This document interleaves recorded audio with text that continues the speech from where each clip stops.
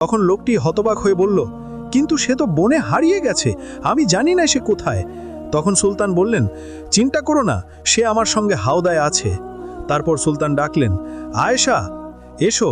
আয়েশা তখন তার বাবার সামনে এসে দাঁড়ালো, রাজকীয় সাজে সজ্জিত হয়ে। বাবা তখন তাকে জড়িয়ে ধরে বললেন, তুমি আমাকে ছেড়ে কিভাবে চলে গেলে? তখন মেয়ে উত্তর দিল, সব কিছু পরে বলবো, আগে আসুন আমাদের অতিথিদের ঘরে নিয়ে যাই এবং তাদের কিছু খেতে ও পান করতে দিই। তখন সুলতান, রাজপুত্র এবং দৈত্যিনী ঘরে প্রবেশ করে বসলেন। তখন শিকারী বলল, আমি তোমাদের জন্য টাটকা মাছ ভাজবো, আর আমার স্ত্রী রুটি ও পানীয় আনবেন। কিন্তু সৎমা গল্পটি শুনে হিংসায় ভরে উঠল, তার চোখে অন্ধকার নেমে এলো। সে মনে মনে বলল, প্রতিবার আমি তাকে তাড়াই, সে আবার বিজয়ী হয়ে ফিরে আসে।